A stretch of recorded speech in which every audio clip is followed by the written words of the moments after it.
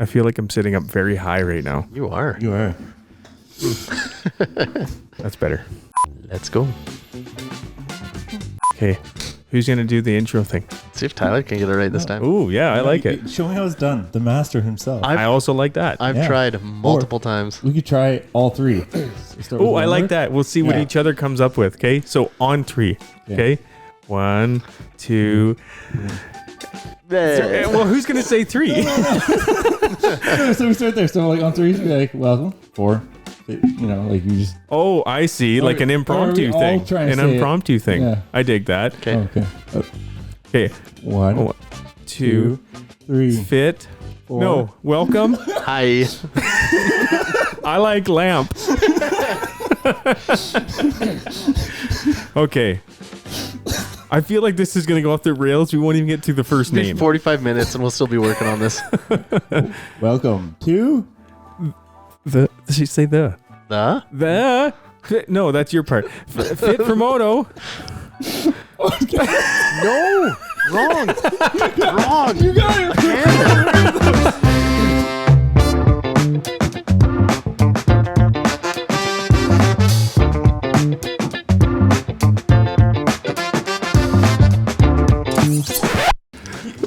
Okay, show us how it's done, Ricky. Okay, there's an academy in there. So I left the Moto academy bit out and Mitch got mad at me.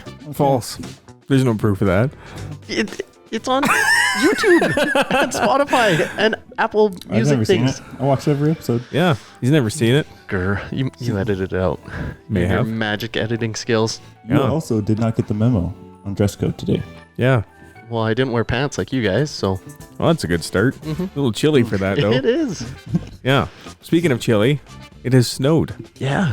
So for the people who are just watching or listening and are not from here, we went from like legitimately plus 25 or so, like beautiful weather to there's what? It's got to be almost a foot of snow out there now. Totally Yeah, on 1 I had a degree. foot on my truck.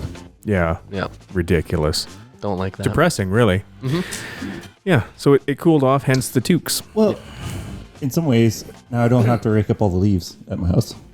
I also like that. It hides them. It's like the dog poop, Yeah. Yep. right? Whatever was left is there till spring now. Oh, man. It's frozen. That stacks up over winter if you're not on top of it. Yeah, it does. Which I never am. So this is the secret. Then you get a snowblower and you snowblow all the snow in your backyard to your neighbor. Does it flame the And dog therefore- poop? Does it shoot the dog poop? Yeah, he does too. It's all there. And you're like, oh, I have no dog poop to clean it up in the summer. Get a powerful enough blower. Oh yeah. Yeah. Sweet. All right. So I guess that was the intro. Yeah. So That was very underwhelming. Yeah. I feel like we're Okay. just getting worse at our intros. I feel like we deserve this. Well done, Is everyone. that a sarcastic clap? I don't really have true. a sarcastic one on here, I don't think, but There we go. So is somebody going to do the intro? Yeah. It has to get done. Okay, go Tyler. Welcome to it. I'm like, I gotta make sure there's a cameo in there. Just Okay, go. read it off the hat. I can't see your turn too much. That's fit for Moto Academy, but Yeah, Yeah, then just say also podcast at the Yeah. end. but you gotta say You're good. welcome. You gotta welcome people to the group. yeah, welcome them, Rick. Yeah. You're not welcoming anyone. I'm not a welcoming person.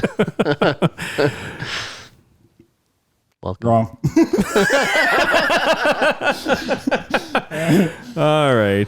Welcome to the Fit for Moto Academy podcast, people. Yay. Hey-o. Episode 19, I think, right? I Yes. think. Yeah. He knows better than we do. That's fantastic. Why he's on? Not Yeah. just pretty. Absolutely. Slightly intelligent. Sweet. So, what's been going on since the last one? Anything special? Not a whole lot. No. How about you, Ty? No, just training at the gym. Yeah, No yeah. riding, which is kind of sad. Yeah. Yeah. I was really hoping to get riding this weekend, but Yeah, we had plans to go tomorrow, yeah. and then it snowed. Yeah. That's a bummer, man. Still riding in the snow though. You can, but it sucks. Well, I shouldn't say that. It sucks. It only sucks if you're not prepared to ride in the snow. Like if you try and go out and there's like a bunch of snow and you just get out there and start going, it sucks because it's so slippery. Like, yeah. unless you're a woods guy. Then you're probably gonna find you're gonna find the nearest mud puddle, the largest. What did you call it on the last episode? The not Gravity well. Gravity holes. You're gonna be event horizons or whatever it was. Yeah. And but I don't know. But I guess we can talk about that on this episode, which is being that the snow is here now, whether we like it or not. You kind of have two options, right? You can either lay your bike up for the winter, like a lot of people do, and I did for years, or you have a couple options that you can actually continue to ride that thing throughout the ridiculous and sucky snow and cold. Gotcha. Yeah. How do you do that? What does that entail? Well, let's talk about, like, if you lay it up. I'm curious to know, like, what do you do if you have you ever done this? Actually, have you ever laid a bike up for any period longer than like a week? No, I've actually never like tucked a bike away for the season. Really? Eh? Yeah, that's been like 11 years now. Really? Yeah. So when that question came up, I was like, oh, I'm like, what do I actually have to do? I'm like, fuel and like tuck it away with a blanket. Yeah, just put a blanket on it and a pillow. Yeah. Just lay it on its side. Yeah, Go totally. to sleep. Well, for me, I drain the fuel out of it, right? So so when you fire it up in the spring, it doesn't have crappy fuel in it. Check your antifreeze too, depending on where you're storing it. Yep. And there's like those antifreeze testers you can get from like Canadian Tire or whatever. They're cheap, and you can just check the freezing point of your antifreeze. Gotcha. So if you're storing it outside, make sure you drain the fuel out of it. Check the freezing point in your antifreeze. Make sure it's not gonna turn to ice on you and split your engine or something like that. That which happens pretty quickly. Yep. Oh, really? Yeah. Okay. So that's a big one. And then you might want to take it off the ground so the tires are off the ground, and plug your exhaust. Also, I know critters like to use your air box as like a place to sleep during the winter, like mice and squirrels and stuff. Oh, really? Yep. When I was working at a bike shop, there was a guy who came in. He's like, he had like a WR.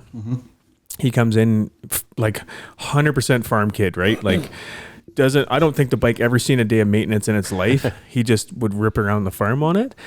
And so he comes in and he's like, I don't know, my bike won't run, whatever. Like, oh, okay, well, we take it to the back and you're trying to start it. You're like, it kind of sounds like it's not getting air, right? So we popped I think the seat off on that year. I can't remember. Anyway, we get into the air box, and it is literally, you could not pack one more piece of dog food in it. Oh, no way. Yeah, so the squirrels and mice or whatever, the little critters had packed it completely full of dog food, so no air was allowed to get into the engine. So we cleaned it out, cleaned the air filter, and fired right up. Oh, that's awesome. Yeah, so that's something else to keep in mind, is that critters will try and get in there depending on where you store it. But if you're storing it in like your garage or whatever, even if it's not a heated garage, just kind of out of the elements, it's pretty safe, yeah. Gotcha. And not draining the fuel. I've done that a few times and just put fresh stuff in, and I haven't had issues. Yeah. So yeah, and it's not an absolute must, but it's just your bike might run, Crappy. Yeah, it might backfire a little bit. They're not going to wreck the bike though. Hopefully not. No, it's mostly on carbs that it like gums up all the jets and that. Oh, okay. With fuel injection bikes haven't had any issues. Yeah, with it's a those, little but- better. And the octane, like the stability, depending on how stable the fuel is that you're using, you can have some detonation issues if the fuel has been sitting for long enough. So the bike will run rough and it might backfire a little bit and that kind of stuff. Gotcha. Depending on how old that fuel is. What about the fuel stabilizer stuff? Does that work? I've never used it before, but Okay. it must do something. Yeah, it does. It does help a lot. At least when I sold it. I haven't tried it, but Yeah. I know other people have put it up in their bikes. Gotcha. Yeah. So that's what I would do if I was just laying it up for the winter. Like, you don't need to do anything crazy. I know a lot of dudes, like actually for myself, for my Honda this winter, unless we're planning like a couple more trips to Cali or something, I'm probably going to tear it right down, re-grease everything in it, and then put it all back together over the course of the winter, Gotcha. if I have any time to do that. It sounds like a great idea, but just so that when I actually go to ride it again in the spring, everything's completely fresh again, and you have that peace of mind. Everything's tightened, everything's good to go, torqued, all that kind of stuff. So Some people like to do that. What are you giggling about? Just like that moment when you're like hop on your bike and start ripping, you're like, oh, did I tighten that? Did I Loctite it? Dude, I actually have legitimately one of my fears, and I do this quite a lot. If you ever see me like look down at something in the air on my bike, I'm looking at my axle nuts. Because I have this stupid fear that I go to tighten my chain and I didn't tighten the axle nut enough, and the axle nut comes off. Like, I don't know why. It's not rational, but I'm always worried about axle nuts. So I'll literally pull off the track, stop, and look down at my axle nuts. I'm like, oh no, it's still there. Cool. And I'll get on and start riding again. So there could only be one thread left on it, and it fits there. You're still doing laps. Oh yeah, as long as it's on there. Yeah. That's when it's actually off. That's when you're concerned. Okay. Yeah. So that's what I do if you're going to lay it up, or that's what I used to do. Anyway, I guess I will be doing that with the Honda this year, but Which one? You've got a collection. Yeah, the newer one. The newer one. Yeah. I mean, depending, I guess, on what I decide to do with that one too. I might actually end up tearing this one right down to the frame, redo everything if I plan on using it next year. Gotcha. Yeah. And then again, I know exactly where it's at, right? Everything's completely fresh on it. All the bearings are good. All that kind of stuff. Yeah. Kind of would be nice to have a backup bike that way. Totally. Yeah. If I'm lazy and don't feel like washing one, just get the other one. Totally. Yeah. I don't want to put fuel in this one. Let's just roll this one out. This one's got a full tank. Yeah, but if you're planning on still riding the bike, that's where really the T-Dog here, the T-Train. T-Money. T-Money. T-Thing. That's really where the T-Money comes into play. He probably has way more experience than I do with any of this stuff. But I know for me, like for the longest time, and honestly, it wasn't up until 3 years ago now that I actually discovered studs and started using those. And it was a complete game changer for me, man. And like studded tires are expensive. They're really expensive, right? Especially in the last 2 years, like since COVID. When I bought my studded tires, I actually got them from CycleWorks. Yep. And I got a deal on them, and I think they were, I want to say $800 for the pair, which now is crazy cheap. Really? That Crazy seems like cheap. a lot of money. It is, dude. It's so expensive. But now they're going for $1,200-$1,300 No way. for a pair of tires. Jeez. How long do they last? Depends on the rider. Can you put the spiky bits in on your own? Yep. So all Would that the be cheaper then? Yeah, so all the tires that you see up there, I've studded myself. Oh, okay. Yeah. Hence why they don't look very good. So you say that, explain it. So like as the studs come out, I will replace them with other studs that I got off Amazon or whatever. And actually you can get, so if you go to some of the dealers, they have like, they're really good studs, don't get me wrong, but they're bloody expensive, right? Yes. So pro tip, if you go on Amazon, you can get carbine studs that will just zip right into your knobbies, and they're like $70 for a pack of 100 of them. Okay. Typically a tire needs 200, 250-ish, I think, something like that. Technically, like if you want to do every stud, it's usually about 250 a tire. Yeah. Gotcha. Or So I get like 3 packs of these things to do a full tire. So, you know, you're a couple $100 on studs, you're a couple $100 on a tire. You're still way cheaper than trying to buy them pre-studded, like if you buy it that way. Gotcha. And how do you put them in? Just a drill? Or? Yeah, Okay. totally. It's really easy to put them in. yeah, there's like a special bit that comes with them. Yeah. And then you just use a drill. Another pro tip, if you want them to stay in, you heat them up real quick with like a little torch, and then you round them in and it melts the rubber on. Oh, that is a good cool. idea. I've never done that before, but that's a heck of an idea. I don't think I've ever had a problem with them pulling out as much as like getting ripped out just from acceleration. You know, like over time the knob, like they're just gonna wear, right? It is what it is. They're not gonna last forever. Yeah, and it depends like on the type of tire you use too, right? Like you actually want like a harder tire, something with a sharper edge. Again, because the paddle of the knobs on the tire are actually moving the snow away to get onto the ice. And if it's also a soft compound, the screw flexes and it gets ripped out. So Totally. you actually want like a harder tire. Yeah, absolutely. Yeah. Gotcha. Just wondering what the difference is between a tire where you put the studs in yourself versus one you'd buy. Are they the exact same? Does somebody just drill those in, or are they Usually molded they're actually done around by a there? machine. Oh, okay. And then they're like some of them are actually glued in or like again like heated up with the screw, so they actually melt to the tire. Gotcha. I think the ones that you can buy, they may last a little longer than just doing it yourself, you know? Yep. But it also depends too. Like if you got a tire and studded it yourself with how you would be riding it, dude, that tire is going to last you a long time. Like you'll get a lot of use out of that tire. I've tried both the really expensive winter traction pre-studded ones, and I've studded them myself. And honestly, the winter traction one did last a little, like quite a while, but just nature of the beast. If I'm out on the track, I don't want to putt around either. I'm there to do motos, right? Yeah. So I'm on the gas a lot. So it's really hard on them. So I typically will get like a season to a season and a half out of a studded tire before it's done. So time-wise, how much time is that compared to like your summer riding? Well, if I have a brand new summer tire, I might get a couple weeks out of it. Ooh. Yeah. Okay. Yeah. So they do last quite a bit longer. What? Tyler gets 3 days. Yeah, sometimes I was gonna make a fluffy joke on that one. Well, the cars and the culverts are probably a little harder on the tires than the dirt. No, they are round and soft.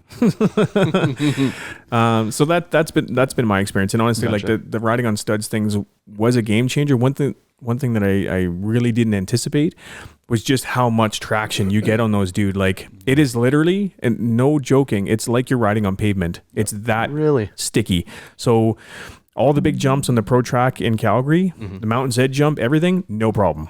Like you can come off that Mountain's Edge jump, you can get on the brakes and still make the inside line, no problem on studs. No way. Yeah. That's something I need to try because I've made some gains this year and I feel like I'm just going to lose it all by next spring. It'll definitely feel like when you like if you wait till spring to ride again, it'll definitely feel like it. Yeah, like you'll have to knock a bunch of the rust off a little bit, but by all means, come on out. Because I actually have studs for that KTM and for my Honda. Oh, nice. Yeah, I have a couple sets for different tire sizes, so we can go out and ride, dude. Like it's so much fun. It's other than the only thing I find, like you have to wear more layers because it's colder, right? But other than your hands get a little cold, so I have these Tusk hand mitts. They're $15, dude. They're $15, and you slide them on and off. It's nothing. The only thing I find is. There's you get a little chilly. It's like if you're snowmobiling or something, right? But Gotcha. but as far as and if your suspension will be cold, right? So there's some things you'll feel different with the bike, but dude, it is just as much fun. Nice. Do you swap out for different oils or anything? Yeah, you do want to run a lighter weight oil. Okay. Yeah. Especially it's harder on them when the oil's cold, right? You have to let the bike warm up for a lot longer. Gotcha. That kind of stuff.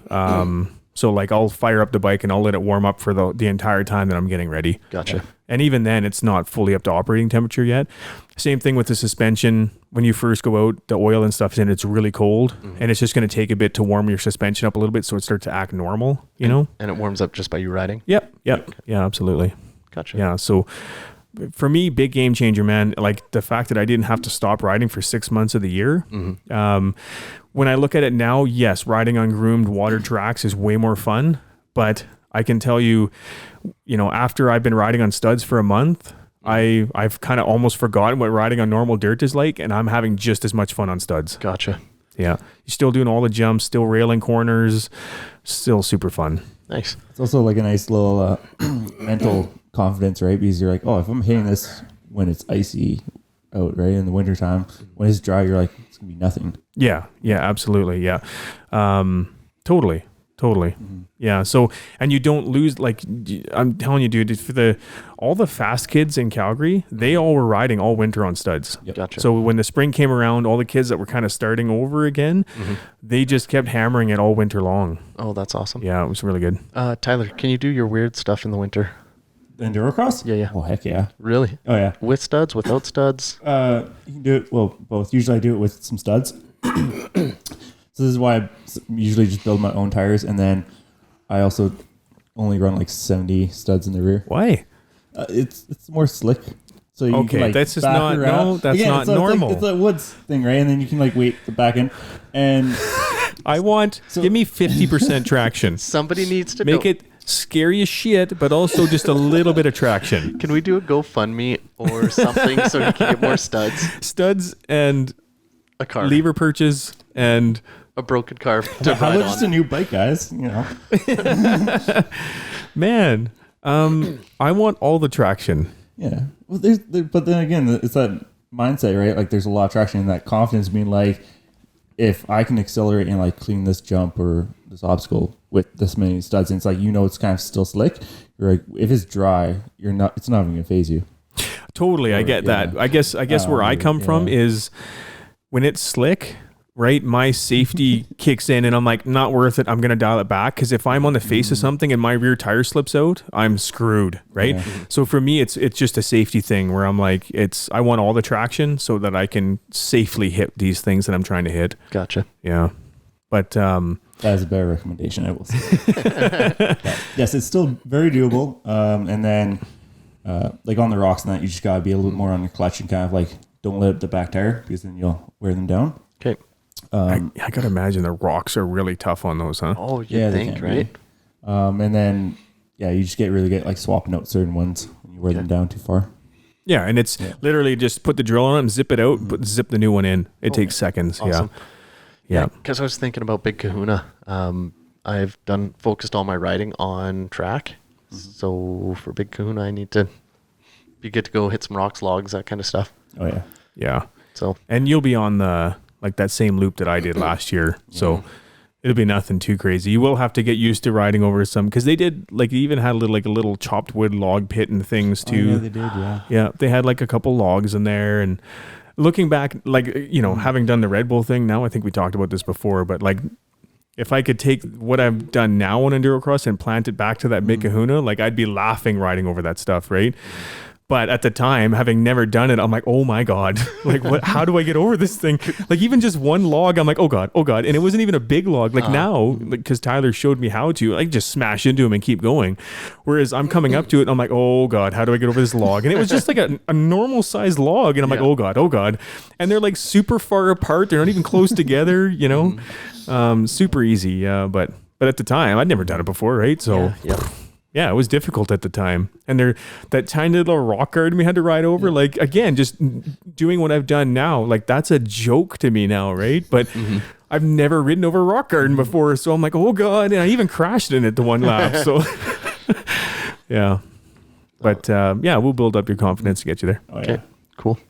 Yeah, but so stud riding, super, super fun, man. I know that the studs are a huge investment into that, and I cannot express how glad I am that I took that leap and got some studded tires.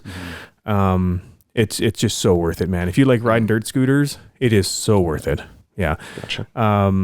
That being said, I've never ridden a snow bike before, so this is going to be all Tyler. So that is one other option, right? Is to get a snow bike.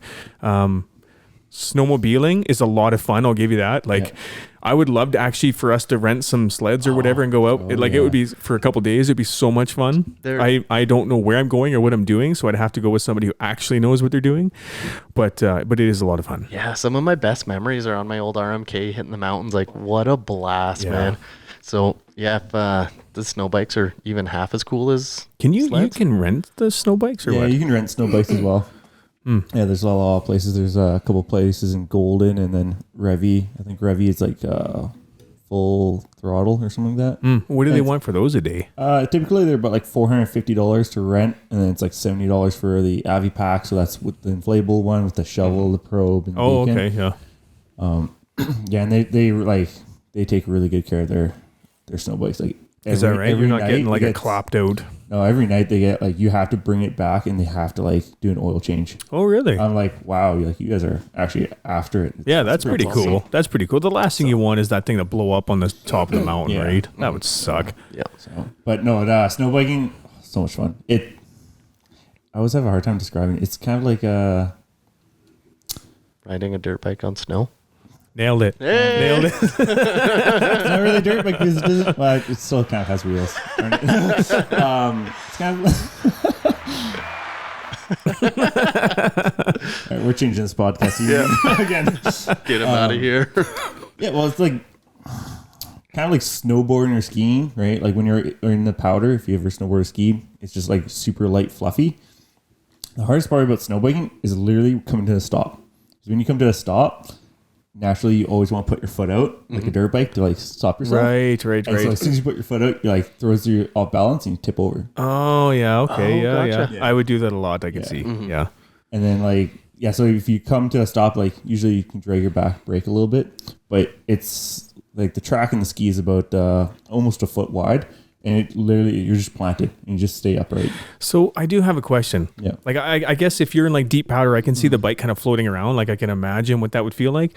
But what about like with the track and stuff? Like what about if you're riding on like not a groomed trail, but like let's just say a trail of some kind.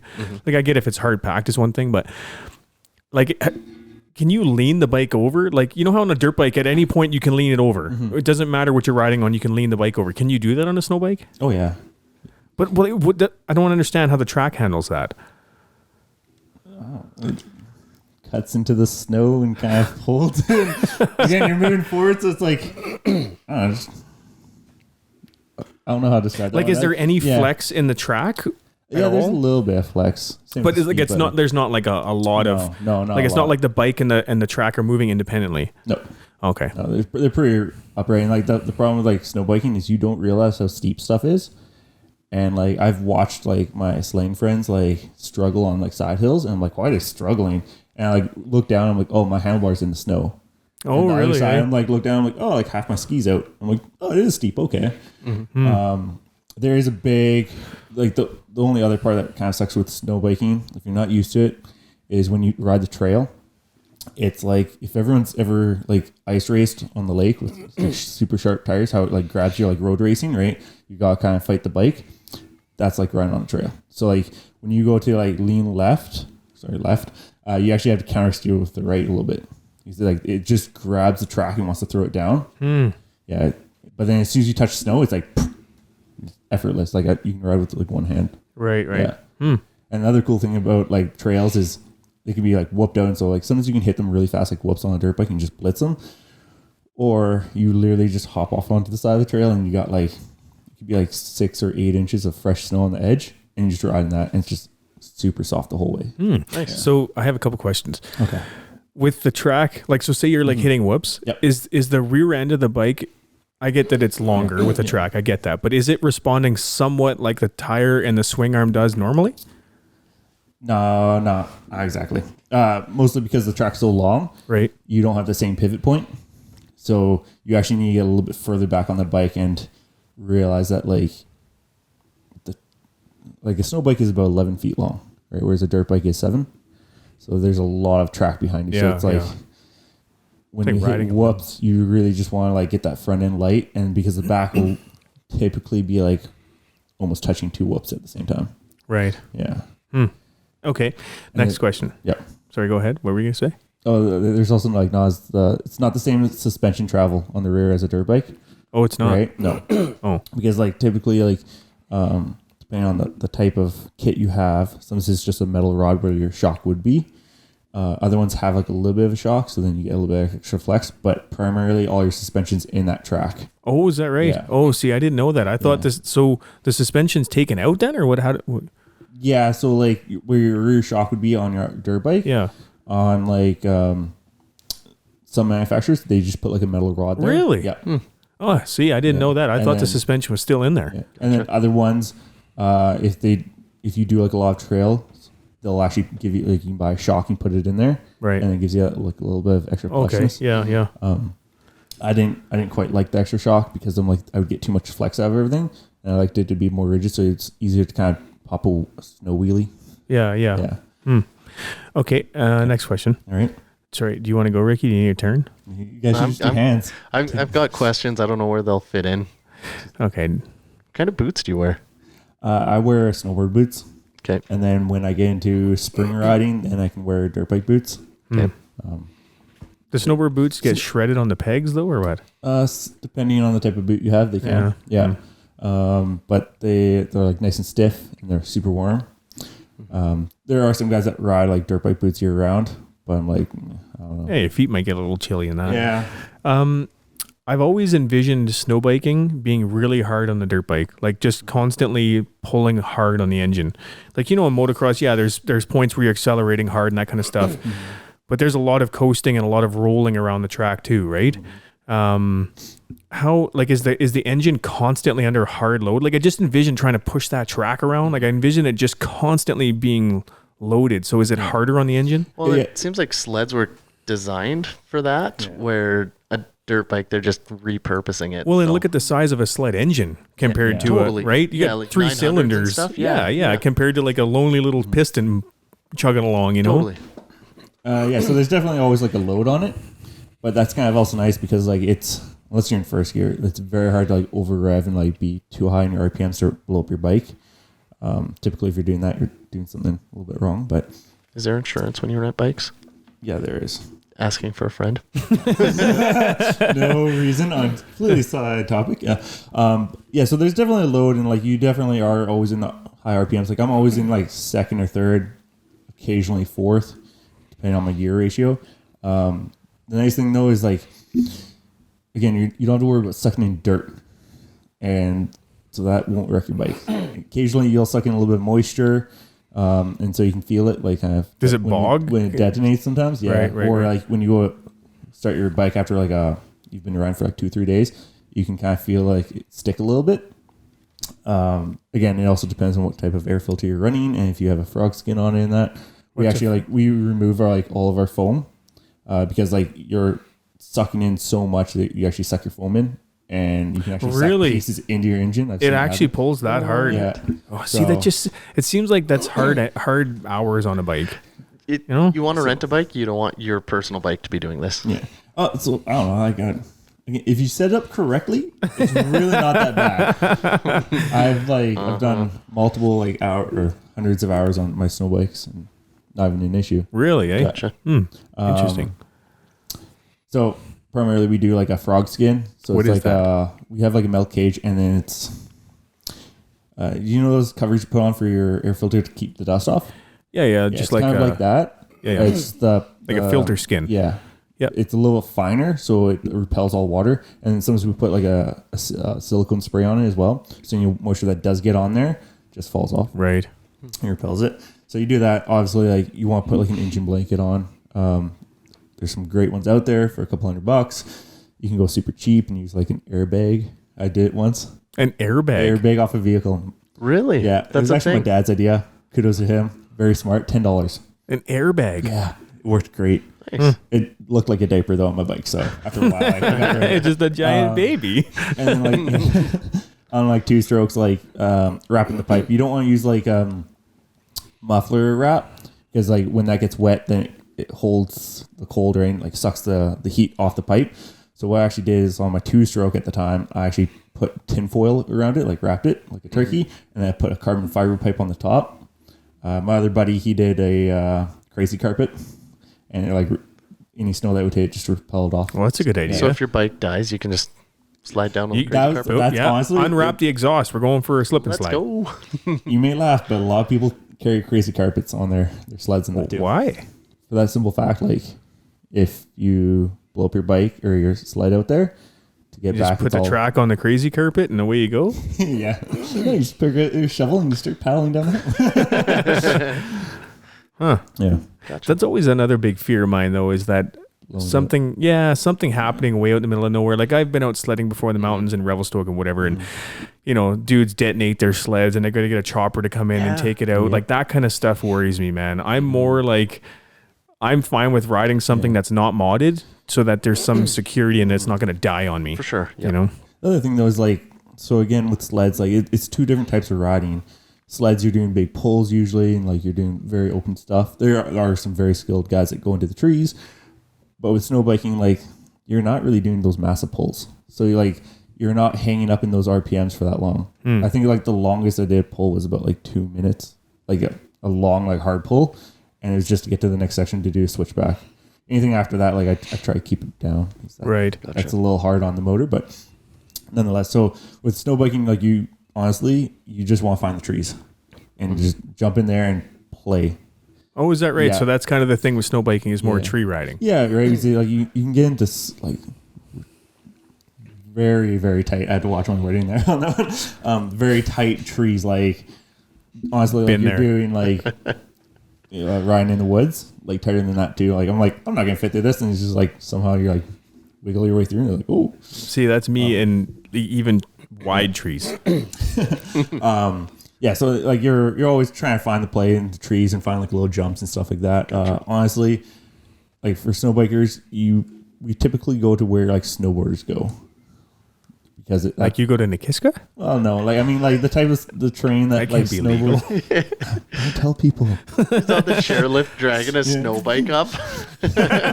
Just hold on to the handlebar. Nothing to see.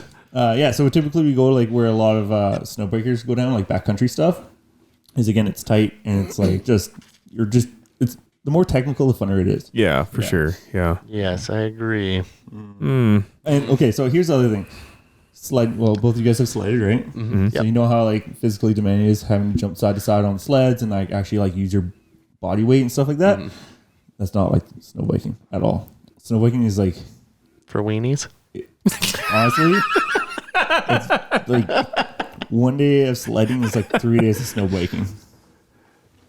What? Oh yeah, like one day of sledding.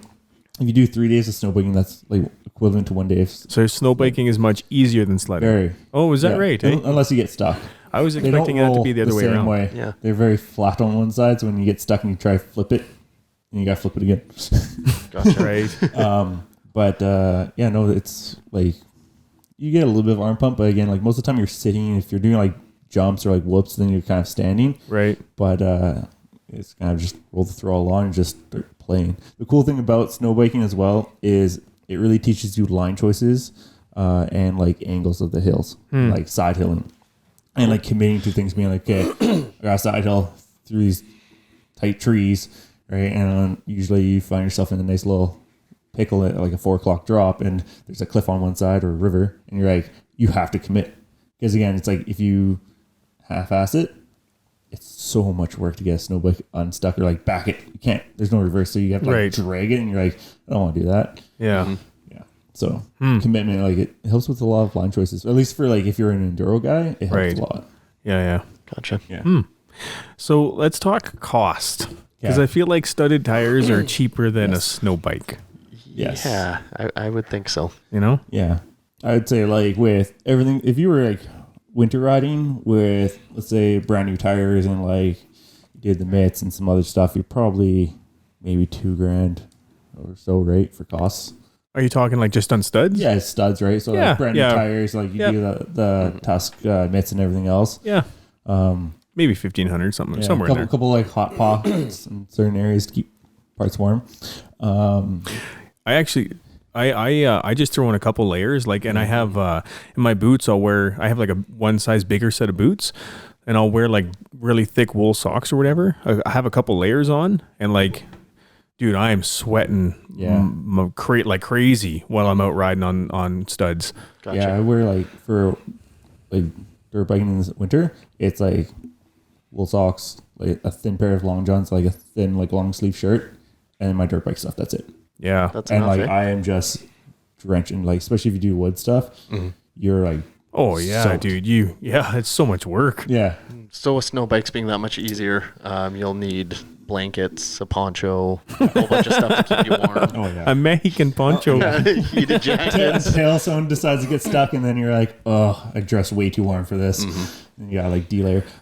Yeah, so cost for snow bikes, if you're going like brand new kits, typically they range around like $10,000 now. What do we have for brands? Okay, so you got, new one is Mountain Top, There's you like got timber sled. Yeti, Timber Sled, Rail. I feel like there's another one out there too. $10,000 though. Yeah, on top of the bike. $10,000. Yeah. Okay, so how much did you just spend on a bike? So, So if you went brand new, Okay. again, you're spending at least like $12,000. Well, depending on the manufacturer, between 8 to 12. so you spend 12 grand. Minimum, Then you yeah. rip off half of the bike to replace it with $10,000 in Smart. new parts. I like that. And then Don't use that half. I don't need that. Totally. That's garbage, that half. and then a bunch of those parts colors aren't going to match, so Yeah. they need to be orange. So you'll replace pegs and Yeah. a bunch of other stuff. Yeah. So how much are we looking all in? I'd be like 25. Okay, so if we subtract the bike cost, because you already have the bike, you already use it for summer. Okay. Easily, I'd say like, and you went like brand new on everything, like $15,000 maybe. So why aren't I looking at a sled then? Because it's a sled. Okay. No, Gotcha. there's a lot of benefits to a lot of things, but like, Sell me on But I this. feel like a sled though, and I've Yeah. not done snow biking, but I feel like a sled, it's like you only get to ride that a couple times a year, really. Like unless you're a sled head and you go out all the time, right? sure. And you live Yeah. in an area we can ride it all the time. But for us, like we'd ride it, you know, a 3 few times. weekends, Yeah. yeah. Like whereas at least with a dirt bike, you get most of the year out of it. Yeah. You know. Okay. well, then like, so again, with like sledding, it's a big learning curve for skill to like get good. And don't get me wrong, like a lot of those skills carry over to dirt biking if you want to. But snow biking, like you can easily access majority of those, like at least 90% of those areas with that sleds get to or more. The only time you have a hard time keeping up to certain sleds is if it's like 3 feet of fresh pow or they're doing giant pulls. And if you got to do a giant pull, you just do switchbacks most of the way. Right. Yeah. So that's actually a good question.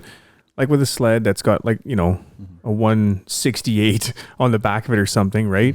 Like you can get into deep snow, and if it's a 900 or something, like you're going to have some fun. Yeah. But with a snow bike, like what are the limitations of that? What kind of snow can you expect to be able to get through? And then what is it that you're like, nah, I'm not going to make it through that?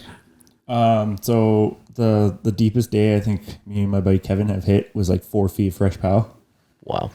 It was a struggle to like do any big uphills, like literally because we couldn't see our handlebars on our like snow bike. So primarily what we did is we just hopped on the main trail, rode up the mountain, and then just hopped off into like where no one has ever gone and just go all the way down to the trail again and then take the trail up. And again, like you couldn't hear your bike. Your bike was like, bop, bop, bop, bop, bop. It was like under so much snow. And then you're like, where's my handlebars? And you're like, I can feel them. I can't see them. So you're just pushing that much snow. Gotcha. Speaking of being able to hear it, Yeah. I can hear something else. Woof. Yeah. Woof. Floki's an incel. Oh, it's coming That's my farts. bulldog. That's my bulldog, everyone. He can probably hear us talking and he wants in on the action. But Yeah. so I apologize if you can hear a little incel in the background. He's cute. He is awfully Yeah, cute. can go Yeah. with He it. just wants to be a part of the game. So what's shifting like then? Usually up and down. Yeah. Okay. Gotcha. You know, one down, the rest is up. Do you even ride, bro? Why are you on this podcast? With all that snow and What? stuff. Can it I might get a be hard. sled? Yeah. How do you shift? Like, dude. Bro. Bro. Okay, I just picture all this snow and ice building up, and yeah, it being difficult. Is it easy? Oh, yeah. Do you notice it at all? Is there any difference? The only thing like that typically like ices up really bad is the foot pegs. So if you have OEM pegs, you're constantly like kind of kicking them, knocking off the snow. If you go aftermarket, usually they're like 3 times the size of the OEM and they're hollow in the center, so the snow just kind of falls out. More money. Yeah. So do most people just keep that stock, or do you go to like a recluse clutch? Because those are the ones you don't really have to shift with, right? Oh, so a recluse clutch. you just overloaded him just now. He's winding up to like Trying yeah. to keep this under 45 minutes, okay? Yeah, we got 3 minutes. Okay, 2 minutes. So a recluse, if you go with the automatic recluse, all that is it goes by RPM. So when you hit a certain RPM, the clutch expands and then it actually engages your clutch, and that's how you start going. Gotcha. You still technically have to shift. It just means you'll never stall your bike. Oh, okay. Gotcha. Then there's like normal clutches and there's other recluse, which torque drives. Won't get too deep into that. So regardless, to answer your question, yes, you still need a shift. Okay. Do you know a lot about clutches? I know a good amount. Okay, continue. I haven't. Yeah. Okay. I'd like to do Now another. again, I'd like to do another. You got like 2 minutes. I'll fill it 2.5. right up. I'm going to fill that son of a bitch up. I'd like to do another pod on clutches though, because there's a fair bit to talk about there. Yeah. Anyway, continue, sir. Yeah. Gorilla tape is a great. Oh, here we go with the tape again. The tape. Yeah. Anyways, go on. What else is the question? So I was just wondering if it'd be beneficial to swap to one of those for snow biking, or if no, it's because just like still easy again, to shift like and all that. primarily like you're not using your clutch, like you're not feathering your clutch as much as you are as dirt biking. Okay. Oh, you're not. No, you like unless you're doing like the harder snow biking stuff. Which Right. So like what we would be into. I would be diving straight into that. Yeah. So we'd Yeah. be clutching the shit out of it. Foot clips Let's and you're feather, like, but Like hard let's feather. AF. Oh, yeah. Hard AF in Yeah. the trees, bro. bro. And the AF She's meaning all smoking, feather. bro. All feather. Dude, nailed it. Snow bikers for life. Yeah. Let's go. Why did I hop on this podcast, man? Was that not worthy of an applause or? Oh, the stand by. Yeah. There you go. That was good. All feather. All feather. Okay. All feather all the time. Okay, I got like 20 seconds here. So no, you're not feathering as much unless you're doing like the really technical snowbiking. Covered that. So primarily you like Never done that. shift it into like second, and honestly, like you will spend 90% of your day into second. Oh, really? Yeah, like even when you stop and you want to go, just do a hard clutch drop like a moto start. Go. Occasionally you shift up to third and shift down. What if I wanted And to go that's to time. fourth? Sorry, what was that? Like, what if I wanted to go to fourth? What if I wanted to go fast? You know what I mean? Yeah, you definitely can. Just usually it's downhill or it's on Hero Snow. Question. So Hero Snow is very soft, like wet snow. Whoop. Yeah. What if I want to go to fifth? What if I really want to go to fifth? You just go more downhill and Okay. you start clicking. Oh, bro. maybe you just do. click, bro. Maybe you do. Does your we'll wrist all feather twist all the that time. far? We'll feather our way into fifth. No big deal. AF, buddy. AF. Okay, question. We Yeah. might break the time because I have a lot of questions about this. Okay. Okay, so okay, now I've forgotten what the question was. Go ahead, Rick. I didn't even have to overload you yet. Oh, that's what it was. Okay, is it 2-stroke better or is a 4-stroke better for snow bikes? Depends what you're doing. I don't like that answer. It's very gray. That's a worst. That's very non-committal. I will say, generically, a 4-stroke would be nicer Why? because you don't have to be as Like aggressive- torque? Yeah, torque. Like so again with the 2-stroke, you want to be in those RPMs. So you'll actually like when you find out you go snowbiking, you'll hit like some hard patches of snow and soft patches, and some you'll hit like little dips, and you're like ooh, Gravity wells. Gravity Yeah. wells. Gravity dips. Event. Event horizons. Thank you. Yes. Yep. Science. So they suck down the bike. And again, if you're not in the they RPMs would. on a 2-stroke, you have to feather it or sometimes quickly Got Yep. that. Yep. drop it, right? So Hard AF. Hard Exactly. AF. so with a 4-stroke, you can literally just be like, you'll hit one of those soft patches or you like pop into the trail and it's like bike bogs down, you're like, just roll it. Right. See, I like that. And I will cover this for snow biking. The kits are designed so for 2-strokes, the smallest 2-stroke you can go to is a 250 2-stroke. That makes sense. Yeah. Yeah. And then obviously we have up to 500 2-strokes. And then for 4-strokes, you can go 250. 4-stroke. Really? Yeah, A it's 250 small. would work.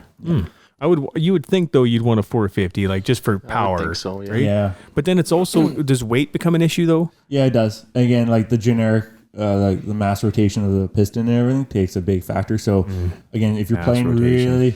More playing science. deep in Yeah. those trees, a 2-stroke's really nice because you can be more light and agile and you can be on those RPMs. Right. So again, you're feathering a lot more.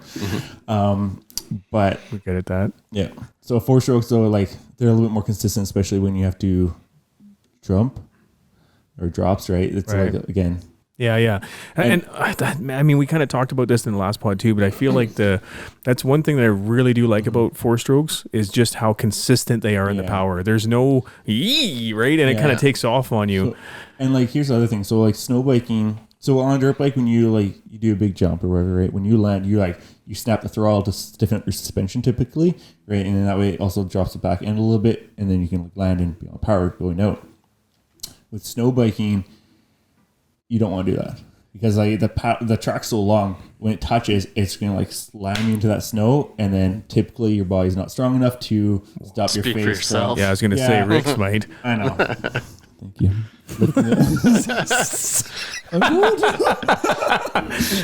Rick, yeah. Yeah. Okay. Well, not all of us are just naturally gifted like him. This is true. Yeah. Okay. But you that. so when you actually jump with the snow bike, when you land, you actually want to land nose heavy a little bit. So the ski goes into the snow and then it brings it back out, pops it out nicely, and then you land on the power after. But what if it just goes in and doesn't pop Yeah. out? Like I feel like that's what would happen to me is I would just go And into then the we snow. go over Well, handlebars. you'd and be Yeah. surprised. Again, it's like almost it's 11.5 Buoyancy. inches wide. You just So gotta it, like yeah. feather the clutch. Yeah, just feather your way out of it. or not eat so many cookies. Okay, well I never signed up for that. If I'm going, I'm eating cookies. Oh yeah. Huh. So Cool. yeah. Which is better? Which bike handles the cold better? Is there a difference? Has to be. Okay. And I There's don't a want lot some of factors in that. no But wishy-washy. Give me a yeah. hard answer. No political things here. Yeah, 2 or 4. That's your choice. Maybe 3. Overall, We could do a 3. 4-stroke. These 2 strokes are harder to keep warm. There's more prep to keeping those engines warm, and they cool off a lot faster. Gotcha. Well, 4 strokes produce quite a bit of heat. Yeah.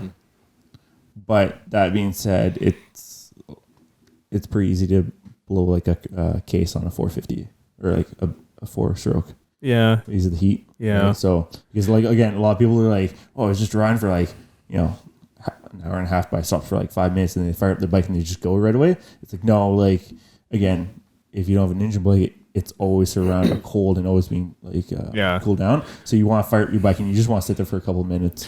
Yeah, it's going to constantly be undergoing temperature fluctuations, right? Okay, if you had right now, I'm going to give you 50 grand. Not actually. Yeah. Hypothetically. Monopoly money. Yeah, we're playing with Monopoly money. Okay. You can have any bike. You can have any setup you want. What are you spending it on? What's the bike? What are you getting? Okay, wait, hang on. 3/4 of a setup for a snow bike. That's what it'll get. Yeah, you'll actually won't get the back half. Yeah. You'll just be left with half in the trash and a front tire. Didn't wait, bro. I'll make paddles out of duct tape. Okay, so what's the bike? What's the setup that you're going with? We're building a snow bike kit. Sure. Or is this like sure? Does this cover like actually? Let's talk like everything? let's because I mean I guess if people want to build a full on snow bike, they're probably going to be fairly particular. But let's say somebody who just doesn't want to stop riding in the winter, and maybe they want the option to do all the things we talked about. What is the bike that you would go with? And again, so we're talking about like woods riding. Yeah, like in the summer you okay. can do woods, you can do moto, you can do it all. Well, with 50 grand, you can do that all.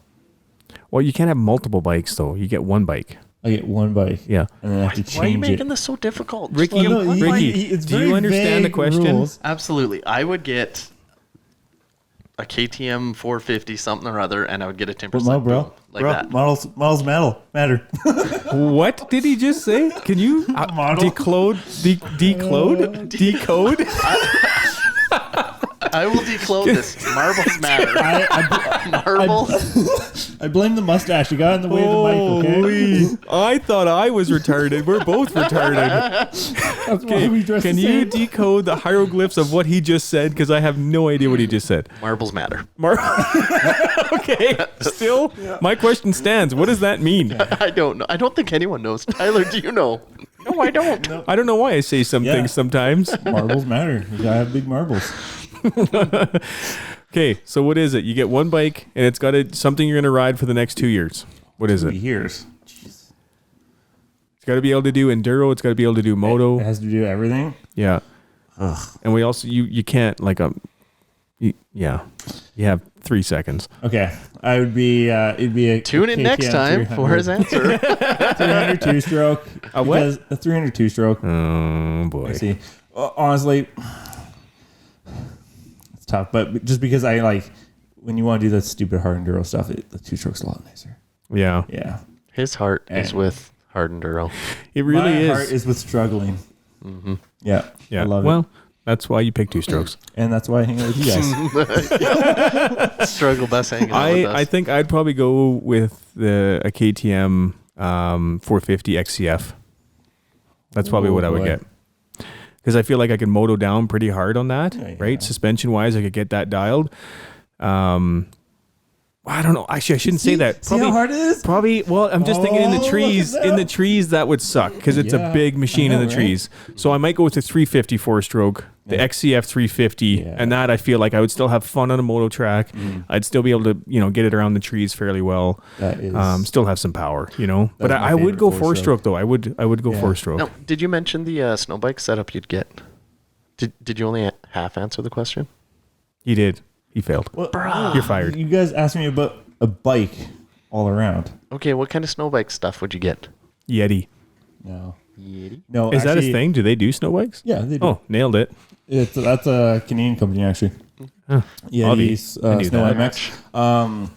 I would go with the mountaintop snow bikes because Mountaintop. Actually, a new company. They get you to the mountaintop. Why wouldn't Exactly. Yeah, Jeez, man. right in the name. Right in the name.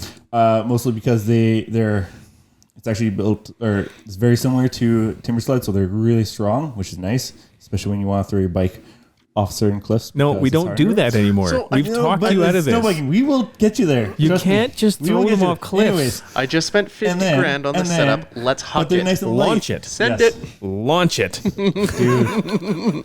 Or To be fair, though, it was a free 50 grand, hypothetically. Totally. So Are there rocks down there? Let's see if it'll bounce. let's see if it'll smash. Yeah. Do you go with? Are you on the bike when you send it? Yeah, typically. Okay. Why would you Well, not want to be on your dude, bike when you send it? Initially, you're on the bike, and then halfway down, you realize this was a dumb idea, and you jump off. Yeah.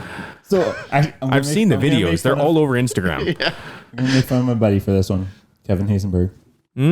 Kevin, you're getting called out, man. So there's like a little drop, and he came up to it and like then realized how steep it was. Okay, And so hold he on. I was feel like going you're sugarcoating this. Just give us give us the real beans of what happened here, So he got off his snow bike and he tried to like launch it like you do with a sled, which is what? but it didn't quite. So like you stand beside your sled and you just gun it, and it like you launch it off the drop and it lands, and then Why stops. though? To safely get it down. Why don't you go Because around want the same- ledge? Well, because you're too committed and you No. can't back out. No, Because Okay, You need to and be then- flexible. Let me finish my story here. adapt and overcome. you've ridden with Tyler. You know it's like, Just oh yeah, this launch is it beginner. off. And then he takes That's you true. the most That's advanced true. thing in the world. Yeah, he No, did I do that. Not. Yeah. No, I did not. I He did did not that. take you up the mountain. Yeah. yet. He took me He took on you on a a gnarly still- trail he that just- by the way, like literally You five, survived. 5 minutes from the van, I'm sweating buckets and I'm like, That's because you're nervous. we get up this like steep rock cliff that I swear was like Oh, 100 foot of vertical. That's what it was. We climbed it, 100 foot of vertical. Okay. Yeah. Never ridden in the trees before. This is what he takes me on. And then he's like, okay, well, here's where the trail starts. I'm like, what? Hey, Yeah. so just so you know, that was an actual trail. I didn't take you completely off That trail. was bananas. Even That- now, that's I'd be coming like, next year. "Whew, I give this a try, I guess. Yeah. Anyways, so he tried Okay. to pull that maneuver, and it did not fan out for him. One, he kind of fell off the cliff with his snowbike Oh no. and like got wedged between a tree, like a little spruce tree, and the snowbike. And I just saw him like disappear. I'm like, Kevin, you okay? He's like, yeah. I was like, I'm coming, buddy. He's like, so I come around, and he's like, Oh, so hold on. Whoa. So he gets stuck. Yeah. Right?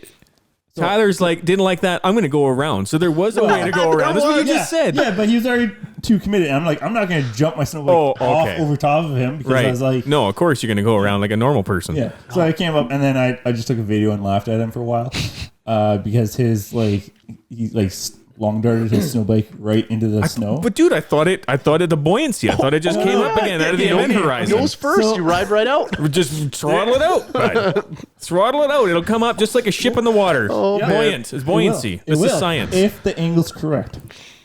Okay, now we're calculating calculus numbers as we're in the Exactly, air. yes. Mitch, 100% of the time it'll work.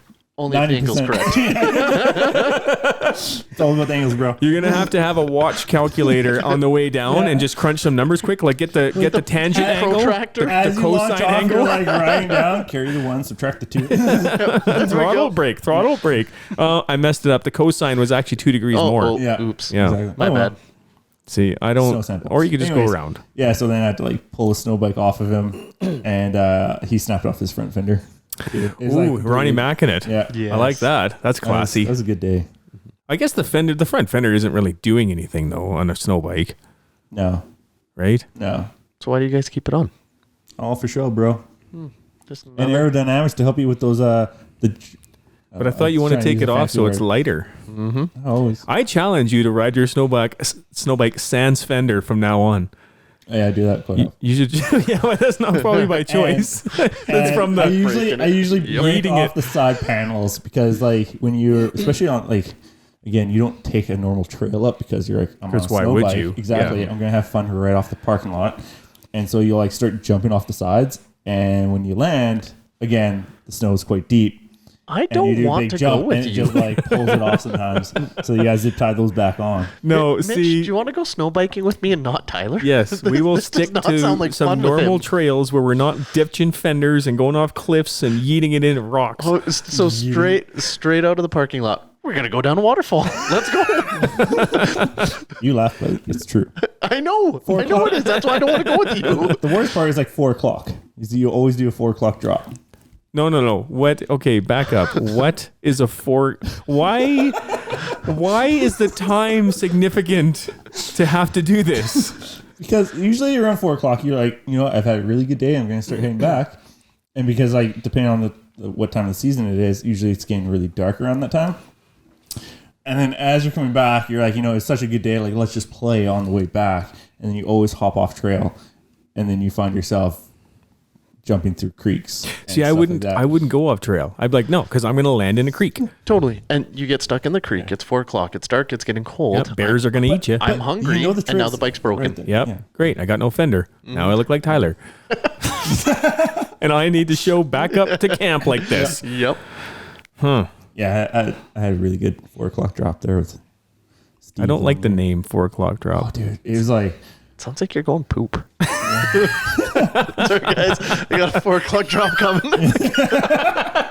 Tyler's like, it's only 1:30. Should we just end it there on a high note? Wow. That well, we went over the time a little bit, so those are a couple options I think on what you can do in the winter, right? When you can't ride the normal dirt anymore. Yep.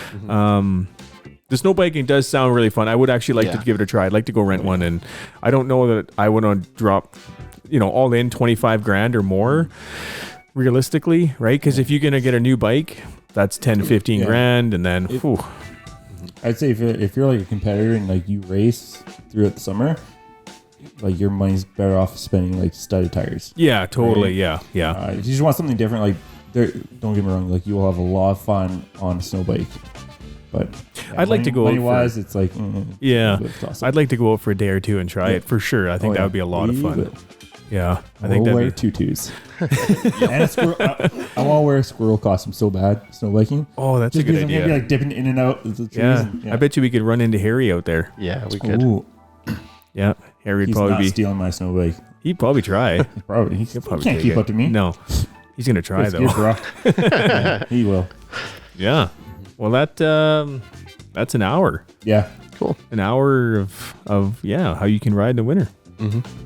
I don't know that we sold anyone on anything. No. We probably just deterred them by 4 o'clock poop drops. We the 4 made o'clock it drop. far more confusing for them.